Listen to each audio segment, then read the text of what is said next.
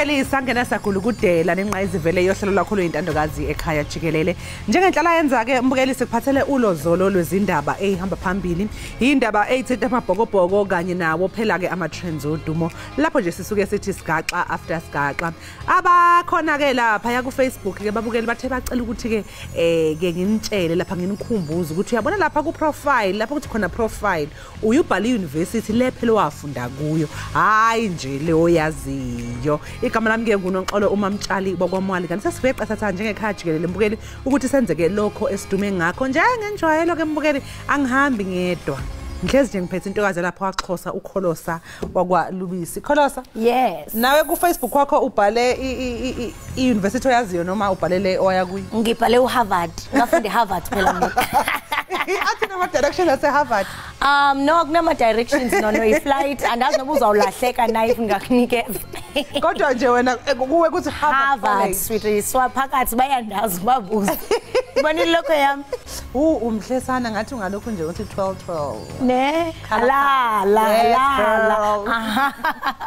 Lechilo igwijo lisitsho nje uyayazi mbukeli into kuba sifike sagaleleka sengumthombo ophala phambili iEkhaya Jikelele. Sifika ke mbukeli uyaqonda ukhumbule kaloku into bana sikwazi ufika sonke ezandla koko kuninzi esikuphathele kona namhlanje ndixelela kaloku ngesimo sezulu ezopolitiko oqhubekayo apha ekhaya naphesheya kwamalwandla ukwazi mbukeli into kubana ubaliselwe uthi hey ndibonile eEkhaya Jikelele kunabantu abaqhafuqhafu funeka uthi nqa kumba zamehlo uqiniseke into kubana nguwe oyithethayo lonto leyo njimlo ke uKholosa kaLubisi unonkanyezi ubothi madlo ngothuthi mazipha uthi mamshukuma amazondwa ngezinto zakhe masitsha iqhuma kulethe emaxesheni.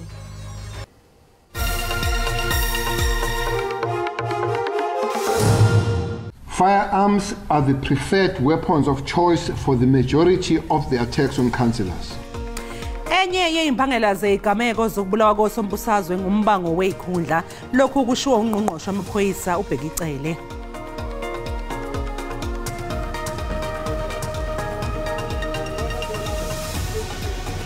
Namhlanje kuphela iveki isukela ukuqhambuka komlilo wonzakalise abantu kwisakhiwo esikwisixeko saseGauteng.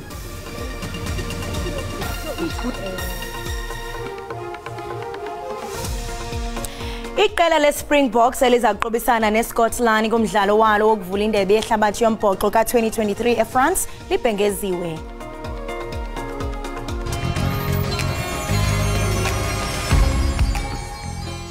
Lochani, good day. Nilochiswa ngubongi ngwakwamthweni.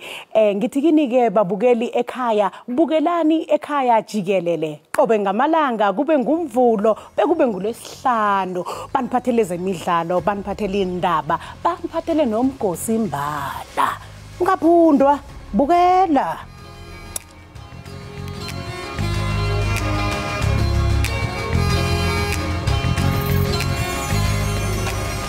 Ungqongqoshe wamaphoyisa uBhekicele udalule umbiko ohlonza ukuthi ezinye izigameko zokubulawa kwamakhansela kwaZulu Natal kuhlobane kakhulu nembango yezikhundla yangaphakathi emaqenjini ezombusazwe. Ikomiti lakhiwe umnyango wezamaphoyisa owezokuvikela nowezobulungiswa kanye nokuhlunyeleliswa kwezimilo lethule osekwenziwe emzamweni wokulawula isihlava sokubulawa nokuhlaselwa kosombusazwe kwaZulu Natal. Ungqongqoshe wezamaphoyisa obehola ikomiti njengosihlalo uhlonze inkinga yezibhamu ezisezandleni kubantu abangafanele njengokuumthelela omubi wokusoqongwa kwamakhansela kanye nosombusazwe esifundazweni. Firearms are the preferred weapons of choice for the majority of the attacks on councillors, office bearers and municipality officials.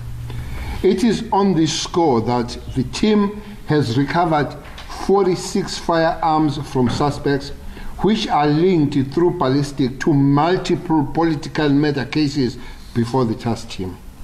Ungqongqoshe ucele uqaqule nokuthi isiyaqala kubonakala inhlansi yokusebenza kwemikhankaso yamaphoyisa efana neOperation Chanela neminye.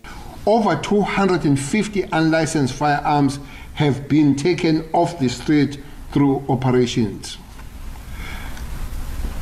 46 are linked to murders, but those that have been taken off the streets are 250. Ucele uphinde wadalula nokuthi ithimba le-task team elijutshele ukuphenya ngamacala okubulala okuhlobene nezombusazwe esifundazweni linikwe namandla ukuthi enabele nasemacaleni odlame lwamatekisi kanye nasemahostela uma uphenyo lwabo lubaholela kulezo zingcenye.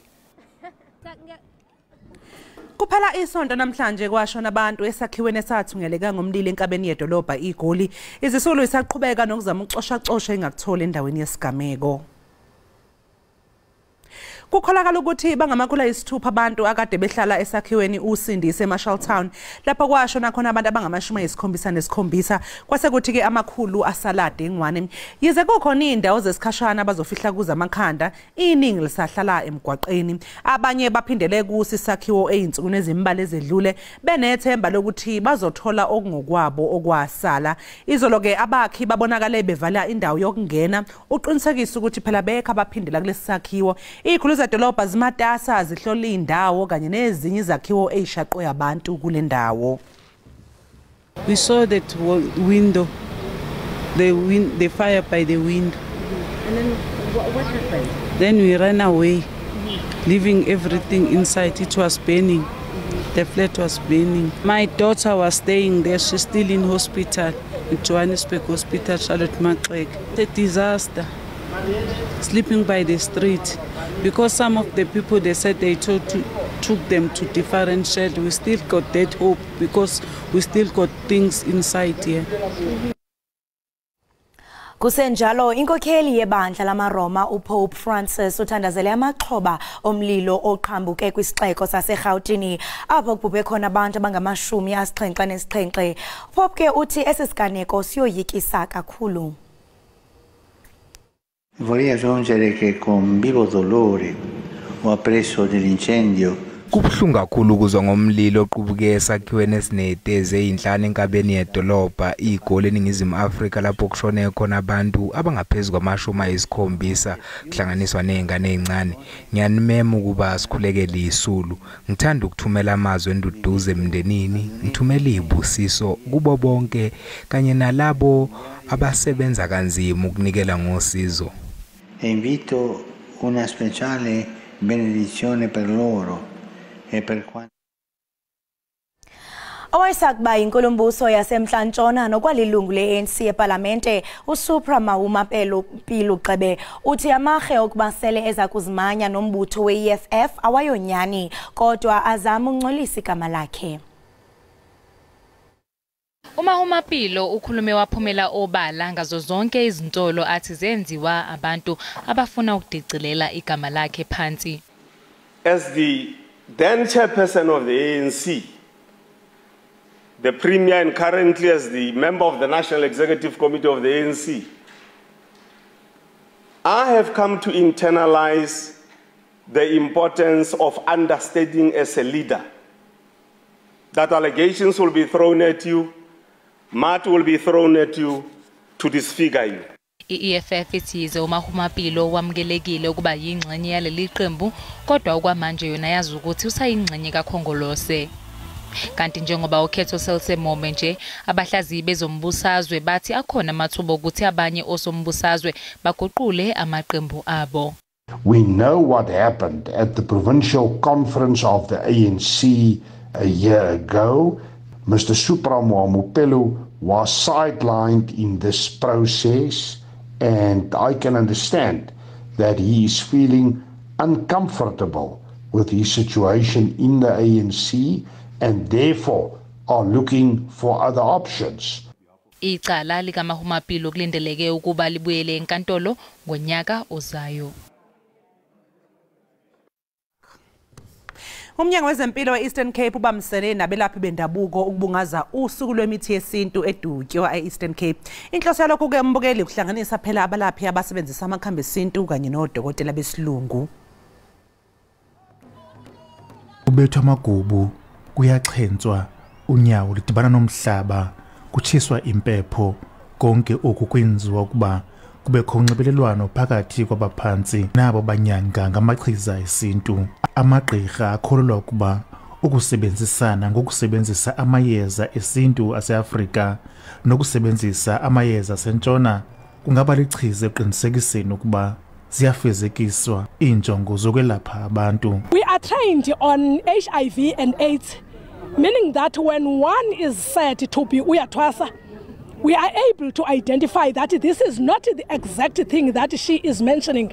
She is now affected by HIV and AIDS. Uhulumende kunye namagqirha bakholelwa ukuba intsebenziswano ngokusebenzisa amachiza izothatha iphondo leMpuma Koloni ibeke komnye umgangatho kujongwa kwezempilo. Size apha ke sizothi kuhle kuba sisebenzisana nenyangi zakuthi and siyasebenzisana kakhulu sinendlela zokubabona xa bebona izigulana zabo xa bebona ba le ifuna inyangi okanye amayeza asentshona ba refer kuthi nathi xa sifika kubo ezibhedlela siyabenza bethu bentu ba understand uba zikhona izinto ongafike uzibone ba azifuni iyeza lasentshona. Iyeza sikhulele kulo sizalwa nalo sililo sikhuliswa ngaba abantu bakuthi sinezithethe namasiko angasozachinjwa ento. Zininzi izityalo ezisetyenziswa ngamagqirha zikwasetyenziswa ngoogqirha kuquka ikhala kunye nempepho. Ezi zityalo zibonakalisa ngokumhlophe ukuba zininzi izinto ezisetyenziswayo ezifanayo nezinenjongo enye yokulapha umntu ongaphilanga. Ndinkululeko Nyembezi weendaba ze-SABC edutywa.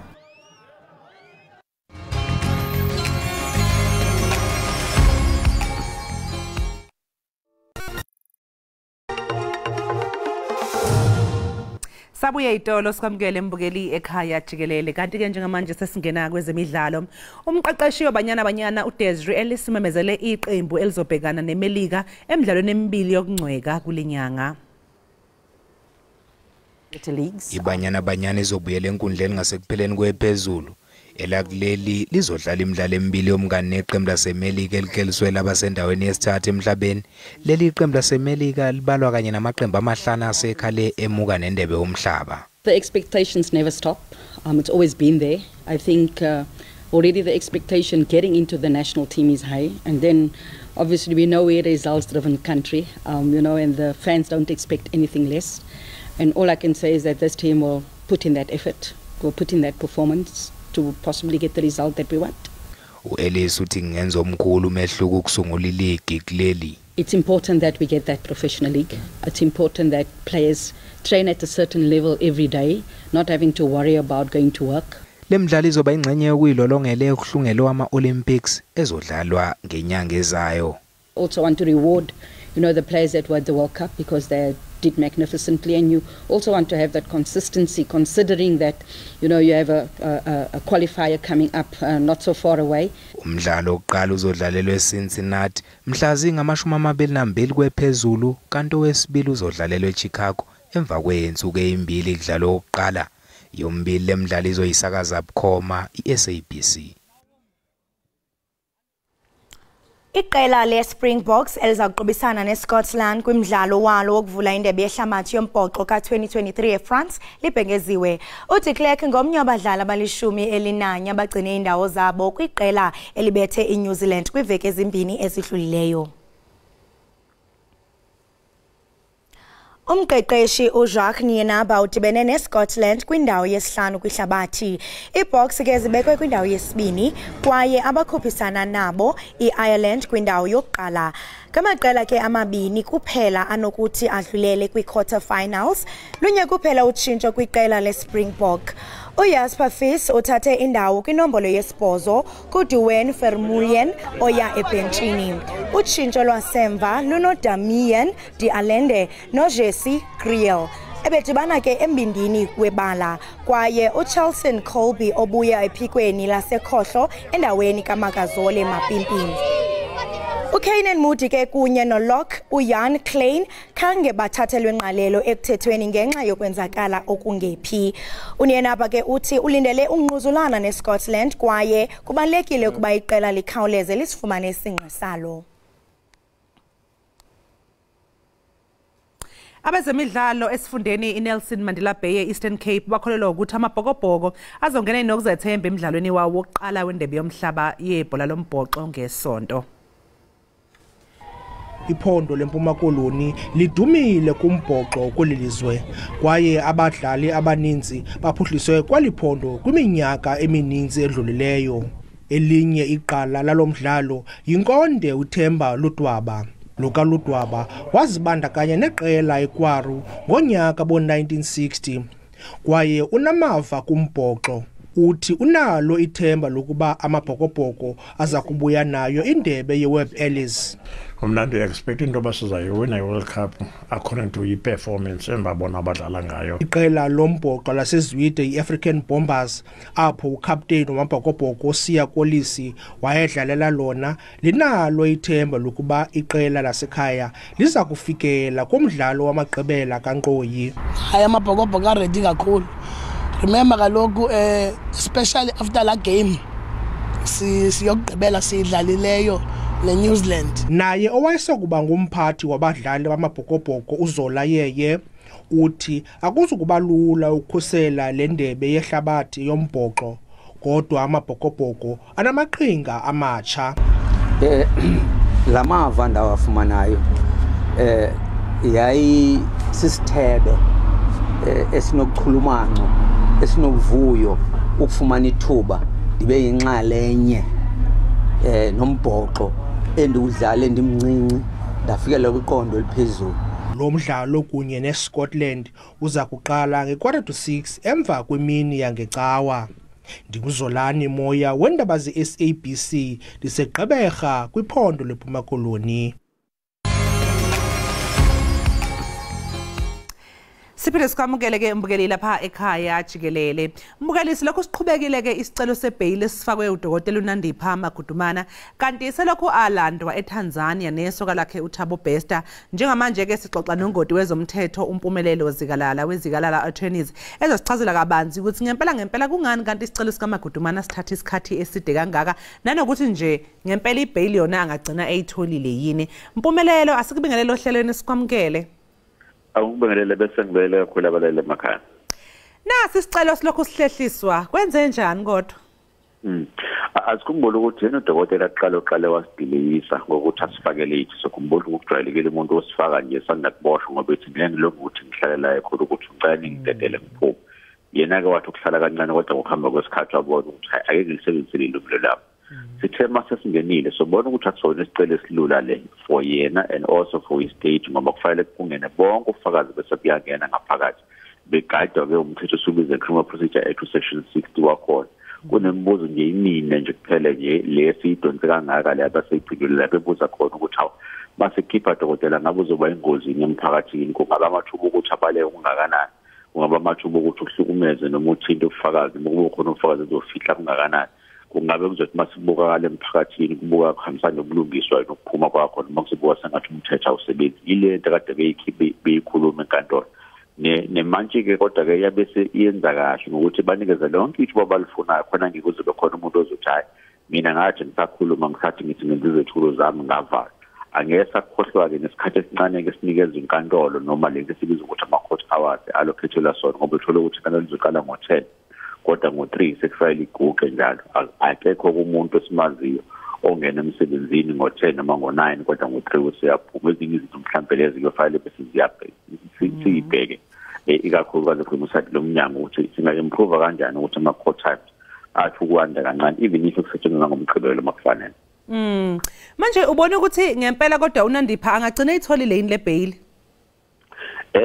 Iy'thula zizile ngibona ngathi sikhave yonke into efuna umthetho asikhumbule ibhili isuke ingabheki ukuthi icala unalo noma unalo yini siliyeza lelo thuba ngoba labo ofakazi basazongena so ungena kofakazi kade kuthula kakhulu umbuso la bethi khona awubuka ukuthi baxhumana kangakanani buka ukuthi imali yaphuma yani yebo ngongabaleka kona kodwa akabaleki kwamanje ina definitely sinyisa umbuso manje nimadefile bayibheke ukuthi ikuphi la sewathola khona ibhili ngaphambilini wangawulalela umyalelo wenkantolo ikuphi la angakhomisanga noma ngakhulumanga khona iqiniso ngeinto zakhe zokuthi uhlala kuphi la somthola khona onempahla eNingizimu Afrika nomndini eNingizimu Afrika if bengabhekanga konke lokho ngibuke ngathi amathuba akho ukuthi ayithola ibhili ngathi komanyingana ozobheka ukuthi ilo mthetho ade ngisho eqaleni section 60 criminal procedure act ufunani yena ukhombiseni uphendule njengoba unjalo wakwazi ukuthi awuproduce ukuthi uthini into eyenzeke uthola ukuthi inkantolo ngezansi ibhili noma banganqabela kodwa masuhamba usuye high court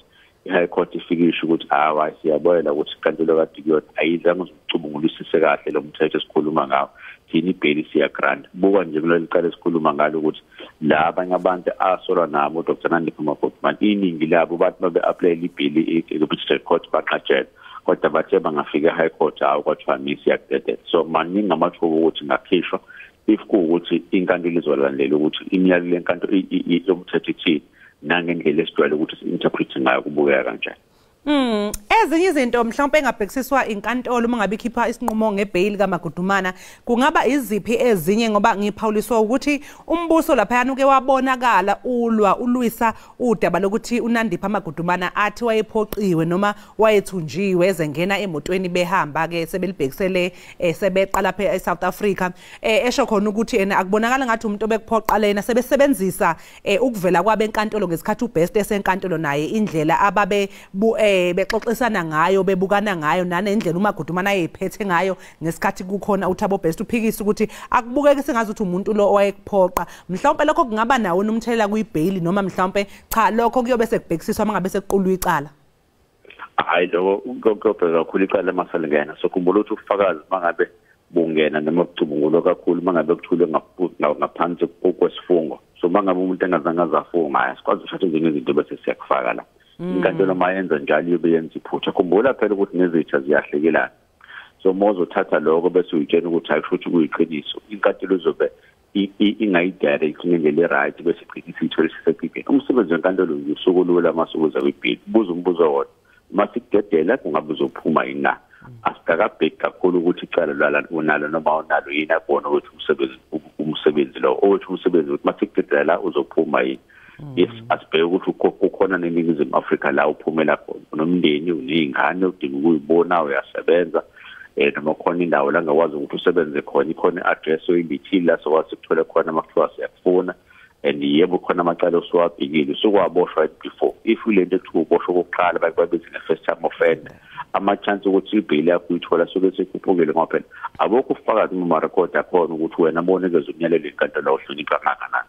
So amathuba ukuthi angasaphumela maningi kakhulu bese inkantolo bese ithi kunama conditions esingakwazi ukuthi siwa-add so ingasho ukuthi dokotela uze ungaphumi la kule jurisdiction yaseGoli noma la khona executive officer wakho ungayi kwenye province ungasuke kule nto sosinikeze yona wenze sure ukuthi uyahamba uyoreport njalo ngolesihlanu noma zonke izinsuku epolice station engakini nayo yonke eminye imigomo nemibandela abangakwazi ukuthi bayifake abasuke benelungelo ukuthi bakwenze asikhumbule ukuthi sikwenzelani lokho.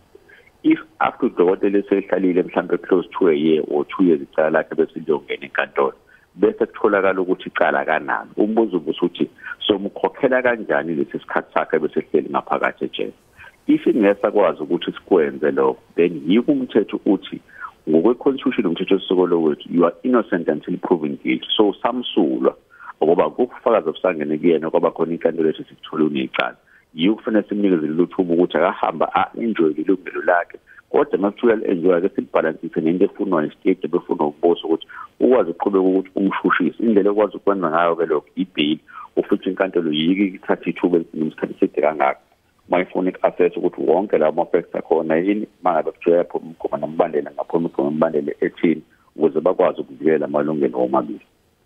Njengoba ke usho nawe impumelelo ukuthi eminye yembandela ke ebail lapha kuba ukuthi awuzukubaleka ayina awuzukweqani lapha eNingizimu Afrika manje bana njengoba balandwe eTanzania nje ke ingabe lokho kungabenzela izinto zibe nzima yini ukuthi bathole ibail noma angathathwa njengomuntu phecelezi oy flight risk. Kungenzeka kancane kodwa hayi kakhulu khumbula ukuthi lokho kubaleka kwakhe nokutholakala kwakhe eTanzania iyona lokho esazokuthatha siyongena ngake enkantolo esibuyothola ubufakazi ngakho.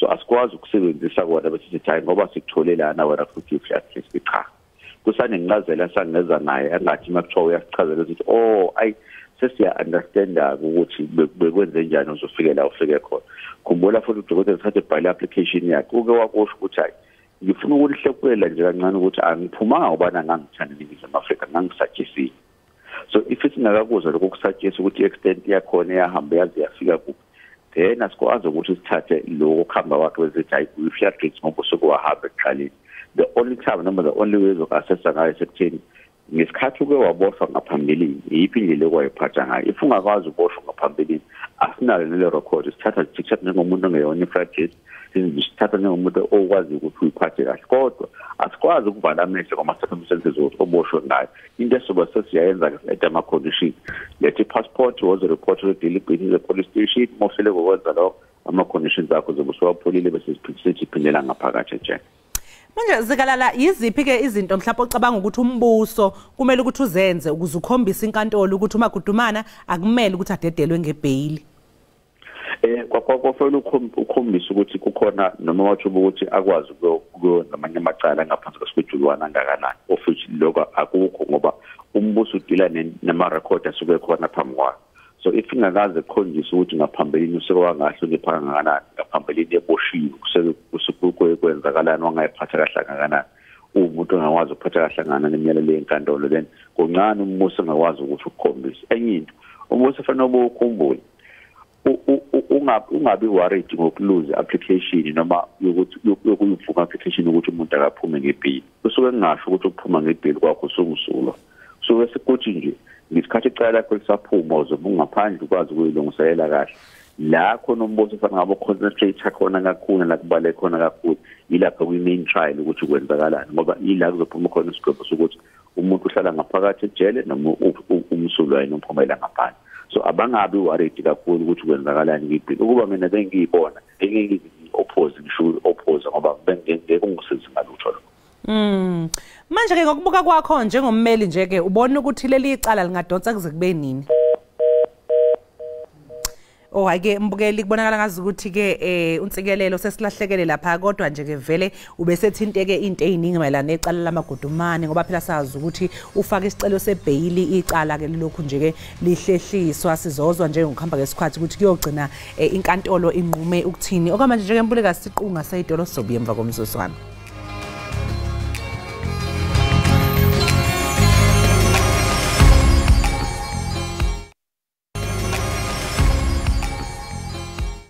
Siphinde ke sikwamukele mbukeli ekhaya Jikelele. Mbukeli sike sakubikela udaba oluthinta igameko zokubulawa koSombusaze kulelize kanti muva nje ke beyidlange kakhulu esifundazweni KwaZulu-Natal. Izolo ungqongqoshe wamaphoyisa uBhekicele uthe kuqothwana ngenhlamvu nje yingoba kubangwa ikhundla. Njengamanje ke sesibhekisisa kabanzi lezi igameko zokudubulana koSombusazwe kanti sixoxa noKainen Mdletshe weqembu iNational Freedom Party iNFP. Mdletshe sikubingelele sikwamukele ekhaya Jikelele. Angibingelele sinoxola ubelele babukele emakhaya. Sibonga kakhulu ngesikhathi sakho. Mdletshe ungqongqoshe wamaphoyisa uBhekicele uthi kuqothwana ngenhlamvu nje yingoba kubangwa ikhundla ngaphakathi emaqenjini. Kuliqiniso msakazi ukuthi njengeqembu sikuzwile nathi okwethulwe ungqongqoshe wamaphoyisa umhlonishwa uBhekicele usunula izolo la eveze khona ezinye zezizathu abacabanga ukuthi bona njengamaphoyisa izona edala ukuthi ugcine sekukhona ukubulalana emaqenjini ezombusazwe. Siyavuma njenge-National Freedom Party ukuthi kokunye kwalokho akushilo okuhlanganisa nokuthi umbango wezikhundla emaqenjini ezombusazwe iwona odala ukuthi ugcine sekubulawana ngalolu hlobo. Kepha sicabanga ukuthi okwethu njenge-National Freedom Party kuhlukile ngoba asinayo into ebambekayo ekhombisayo ukuthi ngempela ukubulawa noma ukuhlaselwa kwamakhansela e-NFP nosopolitiki nje be-National Freedom Party kusuke kunomthelela wangaphakathi. Siyavuma ukuthi kwamanye amaqembu kufana neqembu elibusayo le-ANC zikhona ingomba zokuthi umbango wezikhundla zobukhansela kakhulukazi yona uyawudala ukuthi sibone kukhona ukuhlaselana phakathi kwamalunga leli qembu. Lapho National Freedom Party asinakho okubambekayo okukhombisayo ukuthi ngempela nathi sinenkinga yokuthi ngaphakathi iqembu lethu sibhekene iziquzame ngokuthi singabe sibulalana. Ngokwena ukubona Kainen mhlawumbe nina nibona ukuthi ngabe nisolela ngokuthi isizathu mhlawumbe ngabe isiphi?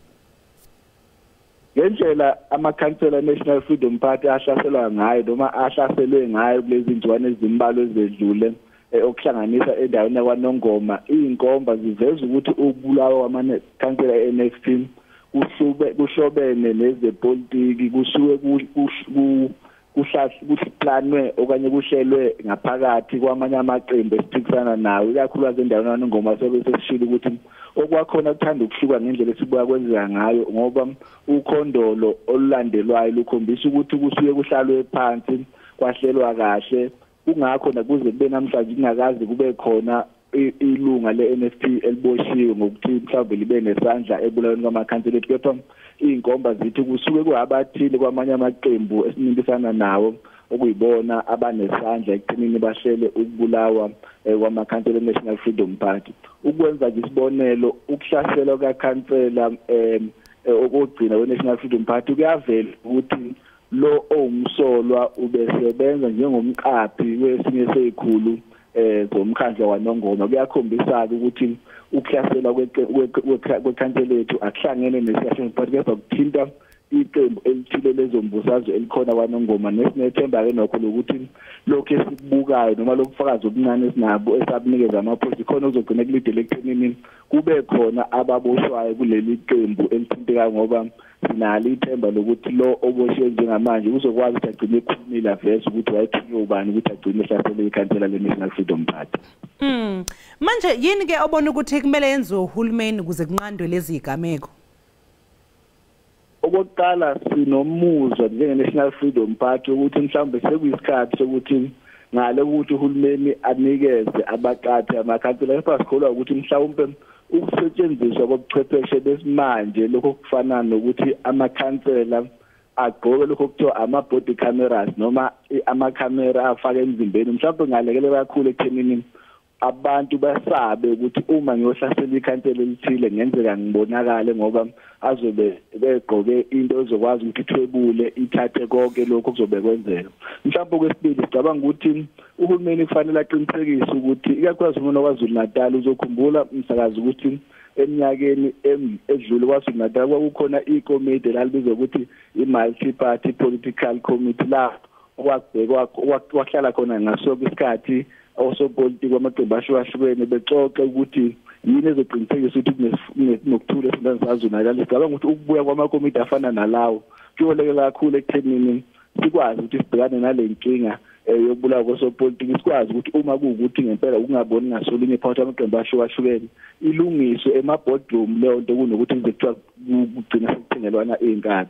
Mhlawumbe okunye-ke okugcina sicabanga ukuthi ngalekelela kakhulu yikho ekuthenini uhulumeni aqinisekise ukuthi okokuqala uhulumeni wasekhaya lokho kuthiwa umasipala kuyaprofessionalize, ngoba enye izinto edala ukuthi ibulawe kangaka ukuthi kulula eNingizimu Afrika ukuthi ube yikhansela, ngoba uma iqembu lakho likuthandile noma wazi ukuthi umuntu ocula kakhulu makubizwa imihlangano noma okwazi ukuthi ashaye lokho enze iqembu bese kuthiwa ngoba siyambona umdleti ukuthi ukhuthela ke simbeke simqoke njengekhansela ukuze siritheye ukuyikhandla kwakhe eqenjini. Lokho sekwenza ukuthi uthathe nje umuntu ongafanele ngabe ngempela uyasebenza asebenze endaweni eqanyaka anikezwe lo msebenzi nxa ukuthi nje uyabona ngathi ukhuthele eqenjini kungabe sabheka ukuthi ngabe uzokwazi ukuthi mayisekhona imsebenzini enzisebenzi ngendlela eqinile. Sicabanga ukuthi-ke lokhu yolela kakhulu ekuthenini sibone zincipha zehlaka zokubulawa kwamakhansela. Mdletshe mhlawumbe futhi-ke nokuthi ukubekwa ey'khundleni zamakhansela okwamanje azikho iziqu ey'bhekwayo noma ey'funwayo khona. Mhlawumbe ubona ukuthi uma ngaba nento kanjalo yokuthi kukhona certain qualifications adingekayo ukuze uzoba yikhansela, mhlawumbe lokho kunganqanda yini ukuthi abantu babe nomhobholo noma bakomele kangaka ukuthi babe amakhansela? Sicabanga ukuthi ngalekelela kakhulu ngoba seshilo ukuthi uprofessionalize ko-local government ngabe kusho ukuthi ukuze ube nekhansela okungenani kufanele ube nomatikuletsheni nokunye okuyicucwana ngaphezulu. Siyakholwa ukuthi lokho ngalibamba iqhaza ngoba ungasho ukuthi nami mangizazi ukuthi ngayigcinela nje kwa-standard 8 noma kwa-grade 4 angikwazi ukuthi bese ngilobolobela ukuba yikhansela kuyongenza ukuthi ngazi ukuthi angiqualify okanye angikulungele ngokwezemfundo ukuthi ngibe yikhansela. Sicabanga ukuthi lokho kungasiza kakhulu ngoba i-commission yayisungulwe wayendunankulu kwaZulu Natal eminyakeni eminingi edlule ubaba uLisimchunu kuma-recommendations ayo yakuveza ukuthi mhlawumbe ukuthi kube khona isicucwane esifunakalayo ukuthi into kuzabe yikhansela ngasiza ekuthenini kungasukuthi nanoma ubani ezazi kahle ukuthi mhlawumbe makufanele asayine asebenzise isithupha noma abhale u-X azi ukuthi lo muntu angiqualify ukuthi ngibe yikhansela. Mhlawumbe uma kuthiwa kufanele kube nesitikweti yamatikuletsheni nesinye isicucwana ngaphezulu ngalekelela kakhulu ekuthenini sibone zincipha zehlaka zokuhlaselwa kwamakhansela. Sibonga kakhulu-ke Khenene Mdletshe ngesikhathi sakho sikufisela usuku oluhle. Sibonga kakhulu ngethuba njenge-National Freedom Party. Siyabonga mbukeli lowo bekuyiKhenene Mdletshe besixoxisana naye mayelana nokubulawa kwamakhansela okudlangile ikakhulukazi lapha esifundazweni iKwaZulu Natal. Okwamanje ke mbukela sinje qu 8 lo sizobuya emva komzuzwana.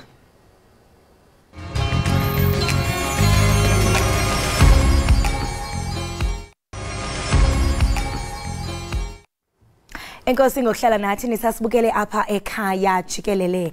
Abemi boMzantsi Afrika ngoku bangakwazi ukuthenga umbane ohlawulelwa ungekasetyenziswa ngetyala. Inkampani ke yezonxibelelwano yaqalisa urhwebo oluhlawulelwayo kwelilizwe ngoku ilungiselela abemi boMzantsi Afrika batsala nzima bafumane umbane abanokuthi ke bakwazi ukuhlawula kamva. Sithetha ke noZonke Majola ophuma kwi-Education and Communication kwi-National Credit Regulator. Masikubulise sibambe ngasibini zonke ngexesha lakho. Molweni Kholosa nakubaba bukeli beohlelo lwakho this morning. Niyaphila kodwa kwelo cala? Siyaphila kakuhle and asikhalazi ninjani? Hayi nathi sigawula sirhuqwa akho nto sikhala ngayo. Sibambe kananjalo ke ngexesha lakho. Zonke siyaphawula into kubana umbane osetyenziswa ze uhlawulwe kamva uyafumaneka ngoku kubathengi. Ngokubona kwakho mhlawumbe ucinga ukuba ukuboleka ukuze uphile kwenziwa ngendlela efanelekileyo ngaba mhlawumbe ezontshukumo ziluncedo okanye ngumgibe wamatyala kuya kubathengi? Kholosa ndizawuqala nje ngicacise kuba lendlela esizwa ngayo ngombiko yakamuva yokuthi sekunendlela entsha yokuthi abathengi bangathenga umbane ugesi ngesikweletu. Uhlelo olusha lolu okuzomela lubhekeke lwe kabanzi kuvulwa amehlo luphenywe nokuthi aliphikisani yini ne-National Credit Act okuyindlela yokunikezela ngezikweletu nanokuthi lo mthetho wezikweletu awuphulwa yini ngalesikhathi kwenziwa lohlelo lokuthi abathengi bathenge ngesikweletu ugesi. Kuyinto entsha asikaze sibe nalo uhlelo nje. Okubaluleke kakhulu ukuthi abathengi South Africa bayakwazi ukusebenzisa indlela ezihlukile zokuthenga eSouth Africa evuleleke kubona. Kodwa umthengi kumele aqaphele ukuthi uma ngithenga kule nyanga ngithola ukuthi sekumele enyanga sekumele ngibhatale or kumele ngikhokhele leso sikweletu, ayikho yini into esingiphoqa ukuthi ngiphinde ngibuyele kuyena lo mthengisi or lo mbolekisi kade ngithenge kuyena. Uma sekuyimpilo leyo ukuthi ngiyathenga ngithi mengiqeda ukukhokha fanele ngibuyele kuyena, lokho sokuchaza ukuthi usesegebeni ukuyigebe elimphoqa ukuthi aphile kanzima lo mthengi.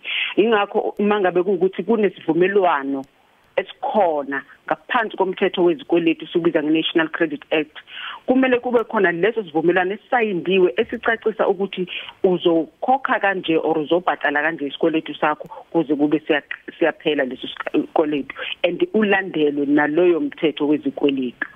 So angifuni ukuthi sithi yebo indlela entshe ukuthi abantu kube sengazi ukuthi bangene ezikweletini bagaxeka sekuyi-debt trap. Ingoba uhlelo singalwazi lolo olusha, kodwa kubalekile ukuthi abathengi baqaphele ukuthi mebe sayina isivumelwano sithini kuyena leso sivumelwano futhi uchazelwe yini nalesi sivumelwano asiphuli yini umthetho wezikweletu i-National Credit Act. Ndiyakuva apha into kubana uyathetha into kubana kubalekile abathengi baxhobiseke bazi mhlawumbe ngendlela ezohlukileyo abangathenga ngazo umbane. Zonke eyona nto iqhalabisayo kubemi boMzantsi Afrika abakumgangatho ophakathi kukuba mbukeli kuyaphawuleka into kubana njengoko bekumgangatho ophakathi kungabikho bebhenela kaloku ematyaleni ukuze bakwazi into kubana ba-afode. Ungathi mhlawumbe ukuba abantu bathenge izinto ezimfuneko ezinjengombane ngetyala isombululo kwingxaki abajongene nayo ngoku? Abathengi eMzantsi Afrika angeke nje siqale lapha, angeke sikubalekile ukuthi isimo somnotho si-affecte abantu abaningi ngezindlela ezingafaniyo, kodwa kubalekile nokusemqoka ukuthi abathengi mabaphile ngemali eyanele kusho ukuthi abantu they must live within ama means abo. Bakhumbula ukuthi if uthatha isikweletu noba yeso sombane omunye umuntu nomuntu usanawo ama responsibilities esikweletu asayinele kuzo zonke inhlaka both sides. Umbolekisi i-credit provider kumele enze lento sibiza nge-affordability assessment test to check ukuba umthengi uzokwazi na ukubhatalela lesikweletu as agreed. Nomthengi ngokunjalo une responsibility ukuthi aveze konke, adisclose konke imali zakhe ukuthi sisebenza kanjani, lokho sisibiza ngama financial obligations, ezinye zezivumelwano anazo abe neqiniso ukuthi imali yami eyingeniso nephumayo ngispendayo ihamba igcine kuphi. Asingeke sikubalekele ukuthi abantu bazawuthenga ngendlela ezingafani. Kodwa kubalekile ukuthi ngibheke imali yami engenayo nesalayo, so that i-credit provider mayingiboleka imali bajonga ukuba ngizokwazi na uku-afforda lama payments, include wona umbani azovimba ukuthi umthengi angagcine esematyaleni okanye e-overindebted. Uyathi into kubana i-credit provider yiyo ezawujonga into kubana umthengi uselungelelweni into kubana ngabe kanti uyafoda. I-National Credit Regulator kunye nebhunga lesixeko limisele imirhu ekufuneka abathengi bayibize kubathengi ngaphandle kokunyuswa kwexabiso ngokusetyenziswa kombane. Ingaba wena zonke kusemthethweni ukubonelela ngetyala elinjalo ebantwini ngokuzama ukwenza inzuzo? National Credit Regulator imandate yakhe ayixhomekeki ekutheni ayihlangene nezombane nokunikezela ngozombane nama price or imali ezifakwa esikweletini. So kunazo i-regulators esikhona ezingacacisa ngama prices ukuthi ama suppliers fanele athathe malini. Angeke ngibe nayo impendulo epheleleyo ngoba akusiyo imandate ye-National Credit Regulator leyo. Thina sithetha xa umthengi ethi ngisayine esasivumelwano. Kepha okubalekile ukukhusela abathengi. Sithi abathengi mabafunde lezi zinto esizibiza nge-terms and conditions zesikweleti abangena kuso, mabajonge i-budget yabo. Iyangivumela na kuba ngithathe lesi sikweletu ngoba na impilo sithi i-life ne-journey yesikweletu inama responsibilities zakho ukuthi xa ngiqala lesi sikweletu ngizofoseleka ukuthi ngikhokhe lesi sikweletu kuze kube siyophela. Ingakho i-National Credit Regulator ikhuluma purely on credit agreement la kunesivumelwano khona. Xa kungenasivumelwano khona abathengi mabaqaphele ukuthi akunama deductions yini azokwenzeka uthola ukuba imali seyideductwa kwi-pay yabo direct and akunasivumelwano esicacisayo ukuthi sikhokhelana kanjani. Ngokubuka kwami ngazi ukuthi lolu hlobo olusha lufana nale airtime advance yokuthi uzawuthatha airtime then uzawubhatala xa usu recharge sizothatha imali back le esikunikeze yona. Uthi kubukeka kanjalo because any credit provider enikezela ngetyala eSouth Africa kumele iregister ne-National Credit Regulator. Ayikwazi ukuthatha inzalo kumthengi if engekho registered ne-National Credit Regulator. So kubalulekile ukuthi ama-creditors or ababolekisi eSouth Africa ukuze balandele umthetho wezikweletu mababe registered ne-NCR. Babe registered. Zonke masibambe ngazibini ngexesha lakho ngayo lenseni. Enkosi Kholosa nakubabukeli behlelo lwakho ngiyabulela. Enkosi kakhulu. Right Mbukeli uyaqonda ukhumbule kaloku into kubana abembo mZantsi Afrika ngoku bangakwazi ukuthenga umbane ohlawulelwa ungekasetyenziswa ngetyala. Besixelela banzi kaloku uzonke majola ophuma pha kwi-education and communication kwi-National Credit Regulator. Qiniseka kaloku into kubana ungumthengi uhlala usazi into kubana kuqhubeka ntoni ngako konke okunqungileyo. Masithi qhwike evenkileni siyabuya ubukele Ekhaya Jikelele.